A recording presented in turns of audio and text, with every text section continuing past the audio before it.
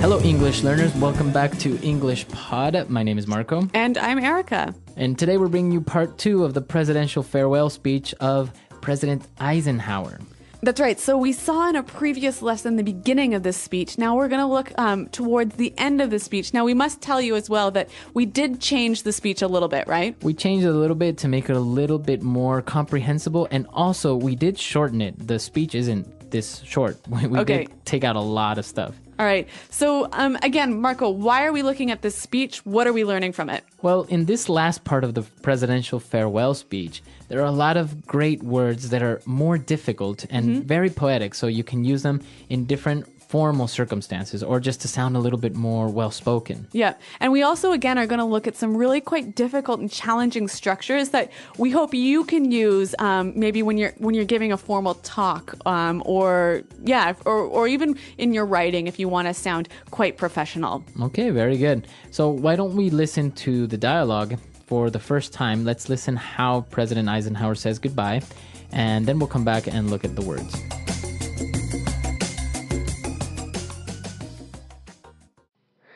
We now stand 10 years past the midpoint of a century that has witnessed 4 major wars among great nations. 3 of these involved our own country. Despite the carnage of these conflicts, America is today the strongest, the most influential, and the most productive nation in the world. We are understandably proud of this preeminence, yet we realize that America's leadership and prestige depend not merely upon our unmatched material progress, riches, and military strength, but on how we use our power in the interests of world peace and human betterment. Throughout America's adventure in free government, such basic purposes have been to keep the peace, to foster progress in human achievement, and to enhance liberty, dignity, and integrity among peoples and among nations.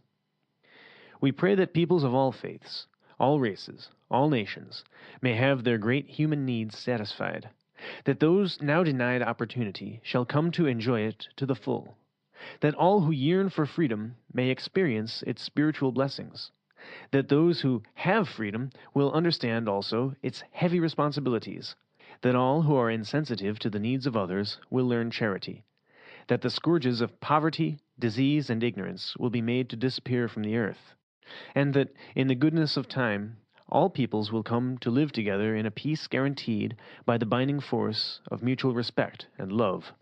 Now, on Friday noon, I am to become a private citizen. I am proud to do so. I look forward to it. Thank you, and good night. Well, that certainly was a very moving speech, hey? Very moving and, to a certain point, a little bit religious, huh? Yeah, I think we'll talk a little bit about that a little bit later, but let's concentrate on the language now. So we'll go to language takeaway. Language takeaway. All right, on language takeaway today, we'll start with our first word, and it's preeminence. All right, we are understandably proud of this preeminence. A preeminence. So preeminence, what is this? Basically, it's the state of being the leader of something. Okay, so in this case, America was the preeminent nation. Right, so they were coming up, they were very prosperous, so they had a preeminence in the world. All right, so I think we can see here you can use this as an adjective, a preeminent nation, or as a noun, an uncountable noun, the preeminence of our state. Very good. Since we can use this word as a noun and an adjective, why don't we listen to some more examples so we can get a better understanding of it? Example 1. Now please welcome Dr. Frank Hicks, the world's most preeminent expert on nuclear biology. Example 2. He's been a leader in his field for 25 years, and his preeminence has never been questioned. Example 3. Carol Dixon is one of the most preeminent experts in green technology. All right, well, Eisenhower was talking about all of the things that the American people had done since they became a free nation, and one of these things was to foster progress in human achievement. Foster progress in human achievement. Well, I like this verb a lot, to foster something. So if I say to foster progress or to foster something, what am I saying? To help something grow and develop. To take care of it, to nurse it. Yeah. We very commonly hear this word associated with children, right? A foster child. Yeah. So what's that? If you have a foster child, you are basically taking care of a child because the parents can't look after him. It's not like adopting because it's not actually legal. It's just that you're helping somebody out by raising this child. Right. So we can see the connection there, a foster child to foster something. But this is really a great word, and I think it would help to give a couple of examples of how we could use it. So for example, I can say our company is looking to foster better creativity in the workplace. Or we could say, here at Praxis Language, we foster the development of your English. Very good. So the word foster. Now, moving on, in his speech, he was talking about nations and faiths and different types of groups, and he said, all who yearn for freedom. All right, this is a great phrase. All who yearn for freedom. To yearn. So to yearn for something. Now, if I yearn for freedom or I yearn for something, it's basically that I really want it in my heart. Yeah, you really wish for it in a way that's almost painful. You want it so badly. Now, you wouldn't say like, I'm yearning for ice cream, would you? No, unless you were locked up in prison and hadn't had ice cream for 55 years. Exactly. So it's usually related to something that's very difficult to get or something like freedom or yearning for... That's really important. Exactly. Something very important. And now for our last word, President Eisenhower was talking about charity, he was talking about freedom, and he mentioned the scourges of poverty. Okay, so scourges. The scourges of poverty. Scourges is a really difficult but interesting word. So why don't we hear a few more examples to help us understand it? Example 1. Malaria is a disease that continues to be a scourge to the developing world. Example 2. One day we hope to eliminate the scourge of cancer. Example 3. NATO promises to wipe out the scourge of terrorism. So as we can see, the scourges of something basically is the cause of pain or suffering. Mm-hmm. So now relating it back to the text, we see scourges of poverty. Yeah, scourges of poverty, scourges of disease, and scourges of ignorance. All right, so we can see that poverty, ignorance, and disease cause a lot of really terrible things, right? Exactly. So that's why we say they are scourges. Okay, so scourges. Now, so that brings us to the end of our words for takeaway today. But, as we talked about earlier, we've got some really difficult and interesting structures to look at now in Fluency Builder. Fluency Builder. Okay, so in Fluency Builder, we'll start off with the very first sentence of the paragraph. When he said, we now stand 10 years past the midpoint of a century. Okay, so I love this phrase. We now stand 10 years past the midpoint of the century. Now, it's interesting because he is making reference to the future in the present. Mm-hmm. And he's using a great phrase to do that. We now stand. Mm-hmm. Now, we can change it a little bit and use the first part, we now stand, in different circumstances. So why don't we listen to a couple of examples? Example 1. We now stand before you to declare our love and be united in marriage. Example 2. I stand before this court and declare my innocence. Example 3. Together, we now stand before this great challenge and we will fight arm in arm to defeat poverty. All right, so you can see that this is a wonderful phrase to use maybe in a formal speech, right? Right, or a wedding again, or a formal ceremony. Yeah. So, and it gives you this idea, this sort of very poetic image of people sort of almost standing at the cliff, standing before some big change that's about to take place. Exactly. So 10 years past the midpoint of a century, the United States has witnessed 4 major wars, right? Okay. And, well, he said, despite the carnage of these conflicts, America is today the strongest, the most influential, and most productive nation in the world. Okay, so a great structure here. Despite the carnage of these conflicts, America today is the strongest, blah, blah, blah, blah, blah. Right. Now, let's look at that first word, despite the carnage of these conflicts. Okay, so carnage, what's that? Carnage is like a massacre, right? Where many people got hurt or killed. Okay, so a pretty violent situation when a lot of people died. And now, why does he use this word despite? Okay, so he's basically saying even though we had all of this death and violence in this century, we're still the greatest nation, blah, blah, blah, blah, blah. Exactly, that's exactly it. I can say, for example, despite the economic crisis the world is going through, our company has an enormous opportunity to grow and be more profitable. Okay, or if we want to take it and imagine we're at a wedding, we might say something like this. We could say, despite the many difficulties this couple has faced, they have a very bright and happy future together. Very good. And now, if we take a look at the last paragraph, it's very interesting because it's one sentence.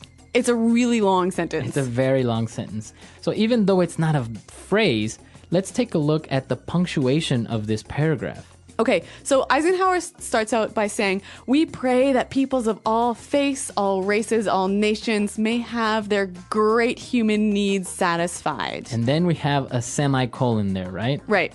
So why do we have a semicolon? Well, here's what he's doing. He's saying, we pray for something. And then he's listing the many different things that he's praying for. Okay, so it's basically a list. Yep. Okay, so we know that when you're writing a list, we commonly use commas between all the things that are in this list. But here, because they are long and complex ideas, a comma is not enough. Right. You need a semicolon. Okay, so we can see here from the text that the semicolon is a great way to separate ideas, big ideas, complex ideas in a list. Exactly. So you can use it and not necessarily have to end your sentence or that each idea become one sentence. You can all just make it in one big sentence. Yep. You know, and actually I remember back to high school, Marco, my teacher told me, hey, if you throw in a few semicolons into your writing and do it properly, you'll really impress people. All right. So this is good advice that you can take and throw in a couple of semicolons, a little bit of commas here and there, and it'll look like you really know how to write. Yep. Okay. So with that in mind, why don't we listen to what Eisenhower wrote one last time?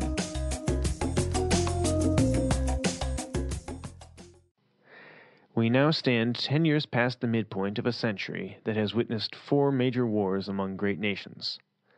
3 of these involved our own country. Despite the carnage of these conflicts, America is today the strongest, the most influential, and the most productive nation in the world. We are understandably proud of this preeminence, yet we realize that America's leadership and prestige depend not merely upon our unmatched material progress, riches, and military strength, but on how we use our power in the interests of world peace and human betterment. Throughout America's adventure in free government, such basic purposes have been to keep the peace, to foster progress in human achievement, and to enhance liberty, dignity, and integrity among peoples and among nations.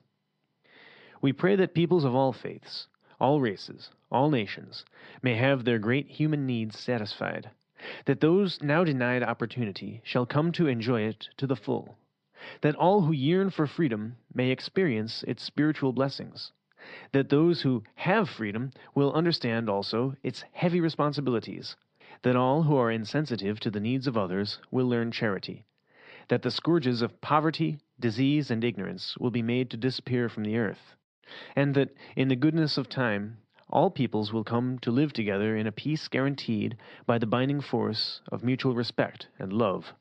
Now, on Friday noon, I am to become a private citizen. I am proud to do so. I look forward to it. Thank you, and good night.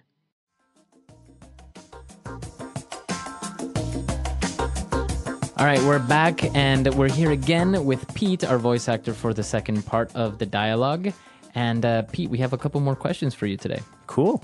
So I hear in Eisenhower's speech that he keeps referencing God. Like he keeps saying, I pray, blah, blah, blah, blah, blah. He said Godspeed, blah, blah, blah, blah, blah. So what's up with that? Why is he talking about God?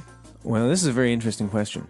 Traditionally, America has had a really clear boundary between church and state, and you'll hear a lot of rhetoric these days that says, we're a Christian nation and we were founded as a Christian nation. Well, that's baloney. Baloney, so it's not true.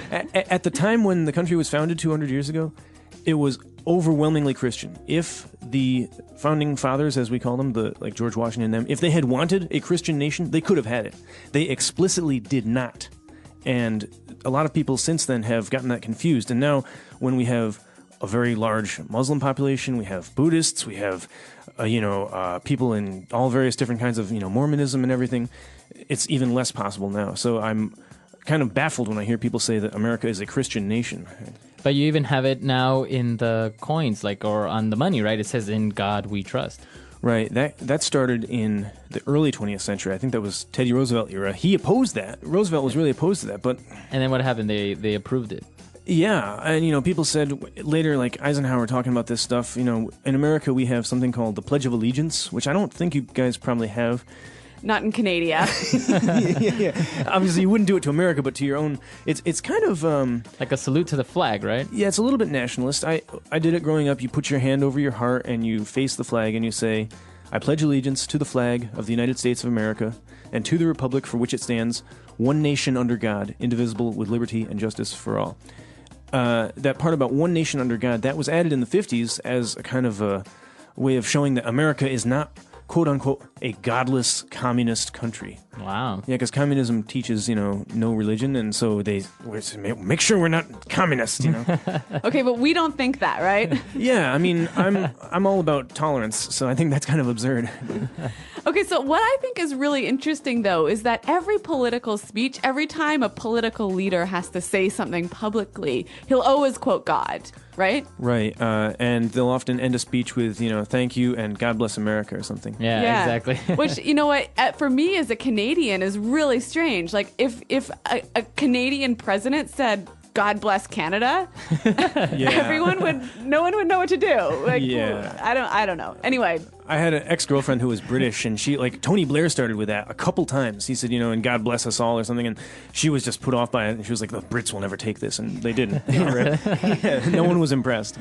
All right, well, an interesting feature of American history, politics, and society. So Thanks for that insight, Pete. Cool, my pleasure. Yeah, and if you guys have any comments or any suggestions about this lesson or any upcoming lessons, just let us know. Or American politics in general. Cool, I'll try to stop in on the forum and see if I can answer a question or two. That would be awesome. So visit us at EnglishPod.com, and Marco, myself, and Pete are around to answer your questions. All right, we'll see you guys there. Thanks for downloading, and goodbye. Bye.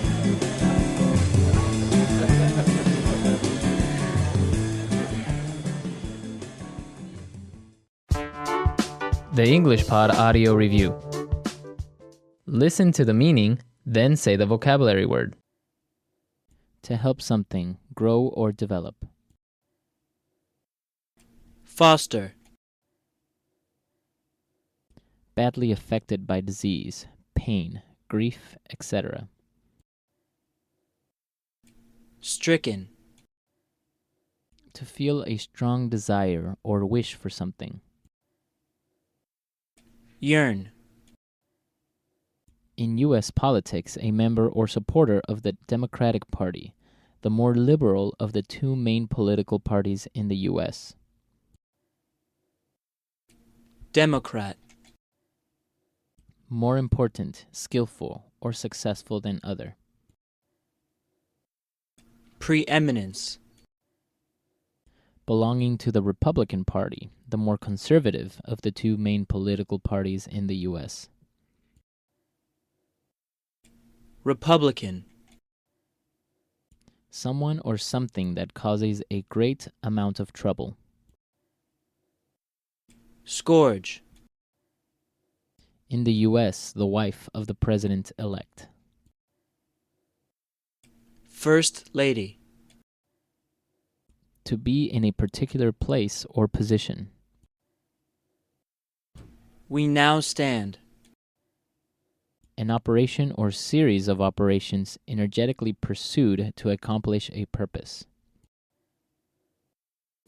Campaign. Let's try that faster. In the U.S., the wife of the president-elect. First Lady. To be in a particular place or position. We now stand. Belonging to the Republican Party, the more conservative of the two main political parties in the U.S.? Republican. Badly affected by disease, pain, grief, etc. Stricken. To help something grow or develop. Foster. To feel a strong desire or wish for something. Yearn. An operation or series of operations energetically pursued to accomplish a purpose. Campaign. More important, skillful, or successful than other. Preeminence. Someone or something that causes a great amount of trouble. Scourge. In U.S. politics, a member or supporter of the Democratic Party, the more liberal of the two main political parties in the U.S. Democrat. Now say the word and hear it in a sentence. We now stand.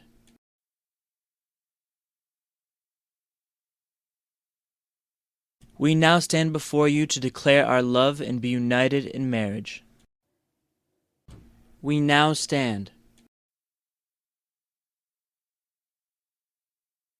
I stand before this court and declare my innocence. We now stand.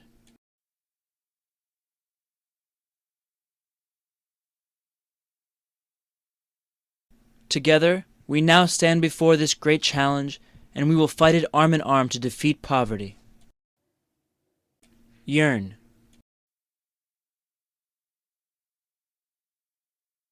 We must fight for those who yearn for their freedoms. Yearn.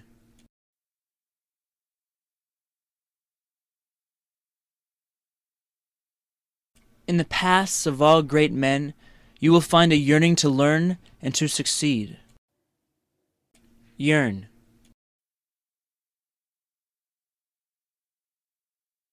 I'm yearning to find someone who will love me for me. Preeminence.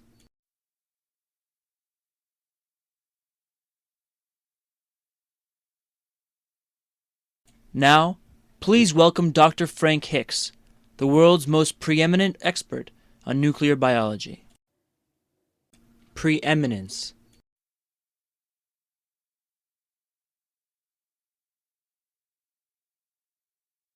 He's been a leader in his field for 25 years, and his preeminence has never been questioned. Preeminence.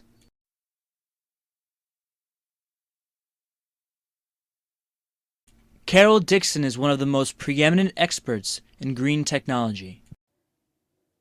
Foster.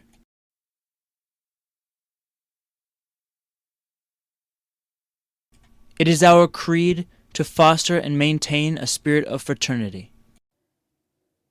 Foster.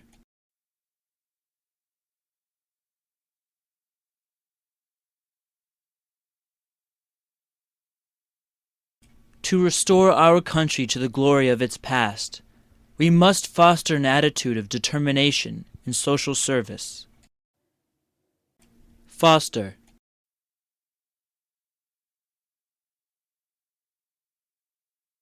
Unsanitary conditions help foster the spread of disease. Scourge.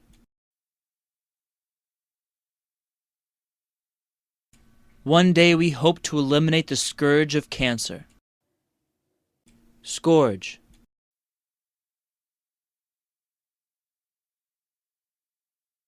Malaria is a disease that continues to be a scourge to the developing world. Scourge.